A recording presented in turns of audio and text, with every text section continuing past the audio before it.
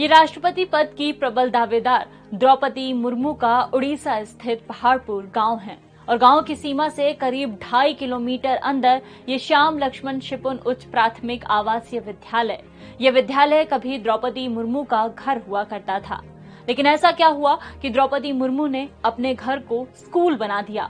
जवाब है 4 साल के अंदर इस घर ने 3 शोक झेले। 2010 से 2014 के बीच उनके 2 बेटों और पति की मौत। देखिए द्रौपदी मुर्मू की लाइफ की ट्रेजेडी और उससे उबरने की पूरी कहानी। उनकी लाइफ में पहली ट्रेजेडी हुई 1984 में, जब उनकी 3 साल की बच्ची की अचानक मौत हो गई। गांव में कोई भी इस बात का जिक्र तक नहीं करता।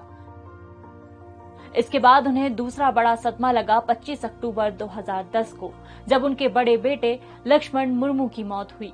द्रौपदी की भाभी बताती हैं, जब बड़े बेटे की मौत हुई थी तब द्रौपदी 6 महीने तक डिप्रेशन से उभर नहीं पाई थी। इससे उबरने के लिए उन्होंने अध्यात्म का सहारा लिया। फिर 2 जनवरी 2013 को उनके छोटे बेटे बिरंची मुर्मू की मौत हुई, लेकिन वो द्रौपदी जो बड़े बेटे की मौत से टूट गई थी, उसी द्रौपदी ने छोटे बेटे की मौत पर रिश्तेदारों को फोन पर खबर देते हुए कहा, रोकर घर मत आना, जैसे सामान्य समय में घर में मेहमान आते हैं वैसे ही आना। इसके बाद 1 अक्टूबर 2014 को उनके पति श्याम चरण मुर्मू की भी मौत हो गई। विद्यालय के आंगन में लगी ये मूर्तियां दोनों बेटों और पति की है। जब बड़े बेटे की मौत हुई तो द्रौपदी बिल्कुल टूट गई थी, लेकिन छोटे बेटे की मौत के वक्त उन्होंने दृढ़ता से हालातों का सामना किया। मदद मिली मेडिटेशन से।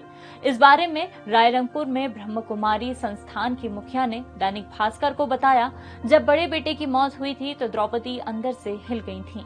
हमने उन्हें मेडिटेशन के लिए सेंटर बुलाया। समय की पाबंद द्रौपदी 2014 तक सेंटर आती नहीं।